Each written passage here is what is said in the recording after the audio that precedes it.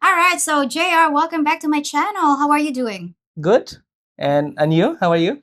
Doing great. So let's talk about the visa world. I heard that there are some changes. There is. Okay, so tell us about that.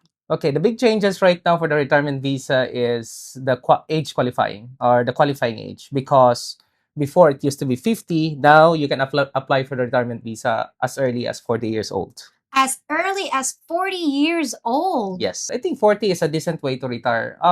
When you actually speaks of the retirement visa, it's not the typical definition that you're sitting in your couch waiting for the day to end, and it's your permanent residency. You put it that way. Okay, so what are the requirements to qualify? Oh, wow. There are two options right now that was implemented, the classic and the courtesy options. Okay. Under the courtesy options, this is where the military guys from the US or any other countries that has good diplomatic relationship with the Philippines. So as early as 40, because there are guys right now who retired at 40 or below 50 because they might have a service related disability and they were required to be retired in the military and they have the DD to 14. So this can be an option right now. Okay. Because it also has a lower visa deposit. Nice. Yep. How much is it? It's in the range of 3,000 and 6,000. Okay. And that's still very good. Okay, between 3 to 6,000 US dollars. Correct, yes. Okay, as early as 40 years old. 40 years old. And they've got they're servicemen. Yeah. Okay, so what about the other? Yeah. The one that is being included last 7 months ago is the subcategory for high achievers. High achievers. Please expound. Yeah. Achieved in what department? Like in business, they are excelling into academics. Like they will be a professor. They have done something more in that context. But it also includes for those people who are doing actively philanthropic work here in the Philippines. Here in the Philippines. Correct. So you can apply for the retirement visa Yeah. as early as Yeah. 40. Yep. Okay, I'm gonna go to the Philippines and donate or feed the poor people. Or can you do that? So how can you qualify? All right. This category right now needs to have a special approval. So, number one, you need to establish that you're actually connected with a properly registered entity that are Okay. doing philanthropic work. You need to have some evidences out of it, pictures, certificates, or contracts that you've been doing good. So, if you have the intention to help with the Philippines, that's if you have this area right now, why not take advantage or Okay. take a look at it? Okay, so if you're connected with registered charity Yes. organizations, Correct, yeah. then you can. Mm-hmm. So you have to have like a certain certificate that you're Yes. part of that organization. Mm-hmm. Okay, but what about if you're just Bill Gates? Or the Bill Gates has, he's Yeah. got his own company. But what if you're just an individual saying that I've got too much money and I'm overly achieved back in the U.S. and I wanted to do something good with my money? Can they just do that? When they affiliate with a properly registered entity in the Philippines, that might be an option. Okay, so they have to be affiliated. They cannot Correct, just yes. strutting to the airport with two suitcases of money and saying no. They have to be affiliated. Yes, correct. And how much is the visa deposit? For 40 years old, if you have a pension, when you apply for the visa, that would be 3,000. And then if you don't have a pension, you're just a regular guy. It's 6,000. When you will be 50, that's 1,500. 1,500 if you're at least 50. Yeah. So if you're doing well and you want to do good in the Philippines, and if you're 50 and above, Mm-hmm. you can get a retirement visa for as low as 1,500. Correct, yes. Wow. Yeah. Is this approved already? I mean, We got one application that has been approved since they actually opened that category. And our applicant is connected with Red Cross. mm-hmm. He's actually doing some active work. This is not philanthropic in a way, but in terms of Something charitable. Yes. Okay. So he was already approved. 1,500? Yep. That's a good deal. And the visa deposit right now, if you're a regular guy, you need to put in 25,000 US dollars or 50,000 US dollars on the 40 years old category. If you're just if you don't have Yeah. The special mentioned qualifications. you don't have any special qualifications, but if you qualify in certain categories, again, who are those people who could qualify with the 3,000 to 6,000 US dollars? 40 years old and above, if you are a foreigner with special qualifications, military serviceman, and then with being a high achiever, doing philanthropic work, if you don't have a pension, that would be 6,000 US dollars visa deposit. If Okay. you do have a pension, any pension, private, government, that would do, as long as it's a pension. Take note, it's not an income, it should be a pension. Should be a pension. Yeah. Okay. So it would be like 3,000 US dollars. 3,000 US dollars. That's 40, that's within the 40 to 49 age bracket. That's the younger one. Mhm. When you speak of 50 years old and above, instead of what's called, instead of 3,000, it will be 1,500. 1,500. Yeah. Wow. It's still really good. It is. The older you get, the more chances of discounts. The more chances of winning. The more chances of winning. Okay, well that's very good, and it's already been approved for that special achiever, overachiever. What was the term? What was the term you? High achievers. Oh, the high achievers. So how would they apply? I mean, can they do it online? Can they apply while they're still back in the US?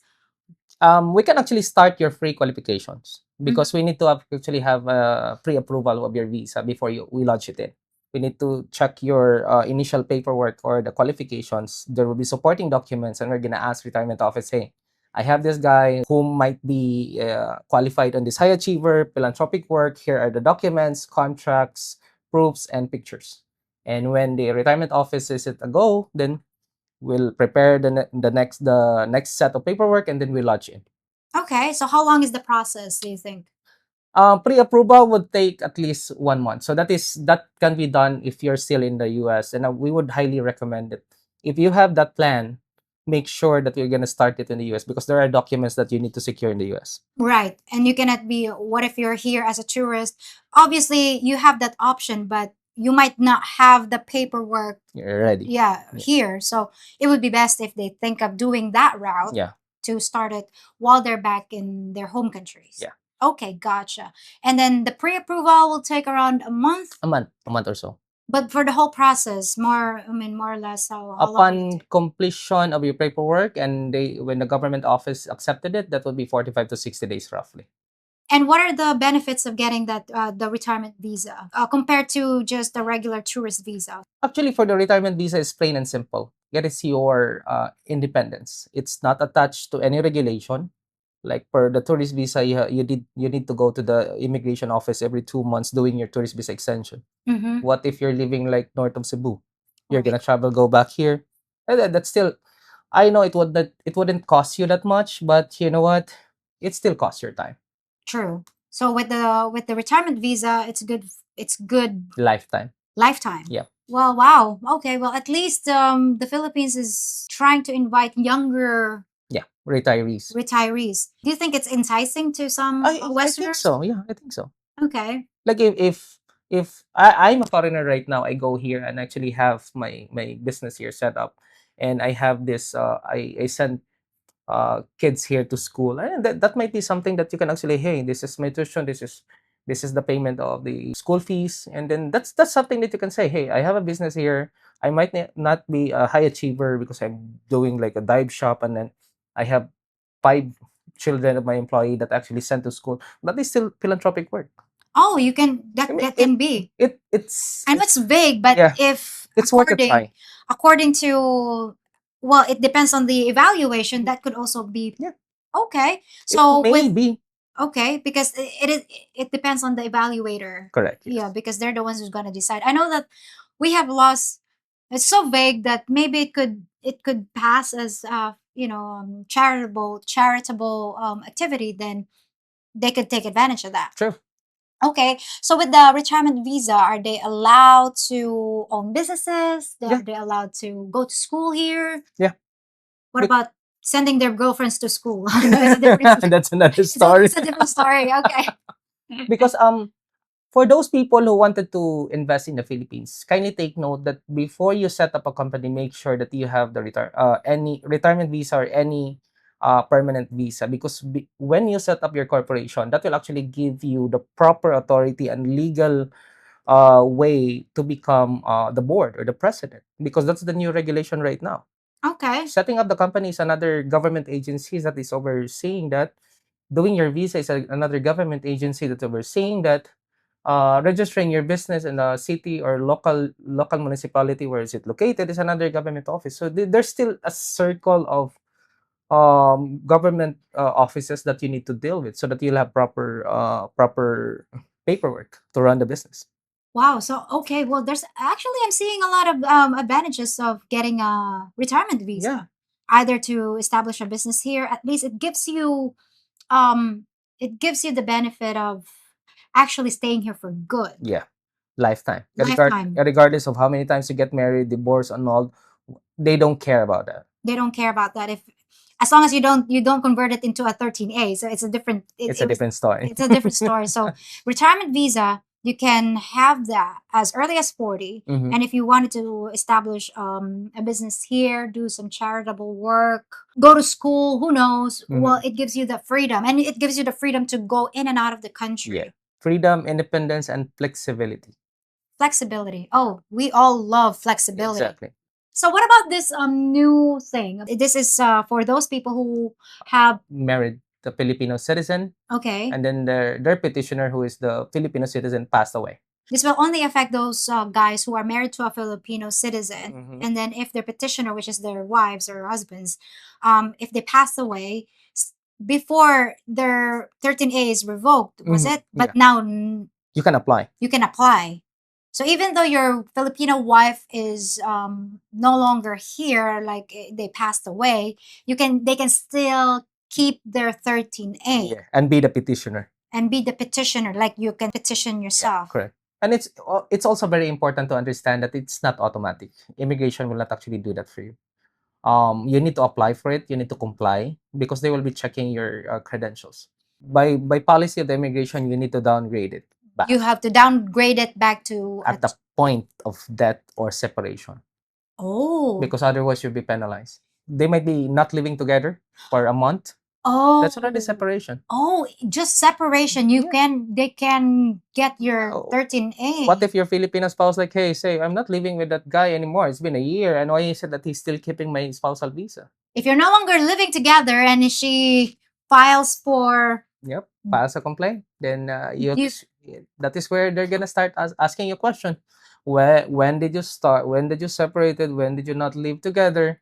And mind you, if you have been separated 5 years ago, they will actually like compute it your penalty from 5 years ago down to present. Will you get blacklisted for that? Possibly. Possibly. Because that's an immigration violation. Ah, okay. But what about if you just forgot to renew your, let's say if you just forgot to renew your tourist visa, is it also grounds for Let's put it this way. That's the obligation of that particular foreigner coming over here.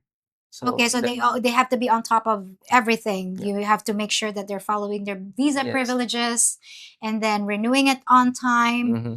because it won't cut it like saying, "Oh, I live up in here and then we Yeah. don't have an immigration office here." Yeah. It's their It's responsibility. their responsibility. Like one good example right now, one client of ours still insists that online marriage is still okay. No, it's not because immigration has its rules, and you need to follow. If you do online consultation with Utah, you just need to have a renewal of vows. It's a ceremony here that will actually like support there. That's the requirement of immigration, but unfortunately, he does not follow.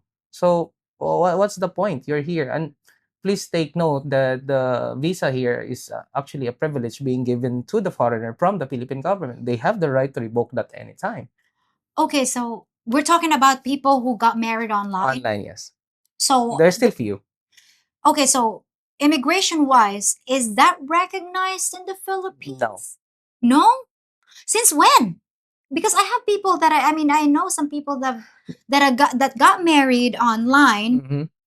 They've got the marriage certificate from Utah Mhm. and then have it they had it Reported? reported in the Mhm. Philippines before it was okay was During COVID time, they make exemption during COVID time 5 years ago. 5 years ago they were okay with it. Yeah, but right now, no. Right now they're no longer accepting it. Yeah, we have an actual case right now for that. Oh no, so you guys should just come. Yeah, because there's no reason for you to get married online. Yeah, sure. They're trying to crack down on marriage fraud, I guess. Yeah, maybe. Yeah, because We don't know their data is, but those are possibilities. yeah, because I think the Philippine immigration would question you, why are you getting married online and not in person if the Philippine borders are Yeah, open? correct. People are movable right now. During the COVID time, like 5 to 6 years ago, people cannot move from place to place. So no more online marriage being recognized. It's not been recognized, but it can be acceptable when you follow their additional requirements, like renewal of vows here in the Philippines. Although they have to be married here. Yes. So they won't rely on just the online Yes. the online Okay. marriage. Yeah. So they have to come here, Mhm. consummate the marriage. I love that word. Yeah, they have to consummate the marriage and then renew their vows. Do they have to send one of their representatives to check if they consummated the marriage? Mhm. Pictures. Pictures. Oh, Yeah. pictures.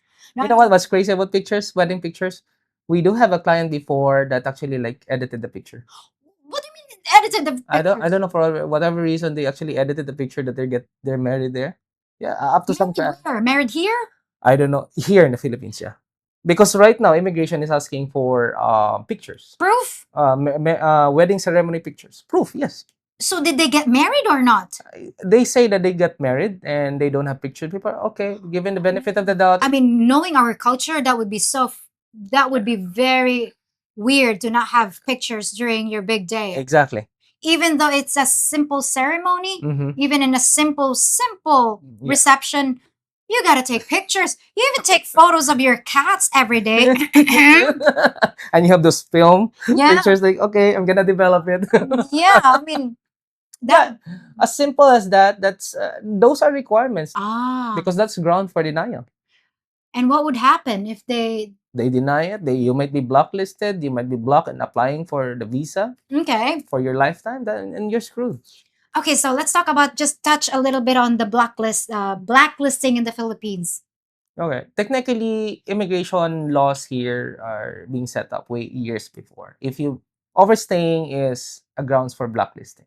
So there are a lot of violations that can be a ground for blacklisting, like you being off-boarded, not being allowed to enter the Philippines when you are flying landed to the Philippines, and if you have some being undesirable, like when you fall in line, you freak out, you become an undesirable alien. An immigration officer has the right to, hey, we are now protecting the self-interest or the national security of the Philippine government or the Philippines in itself. So they have the right, okay, hey, you're not allowed to enter. You're so undesirable. You are undesirable.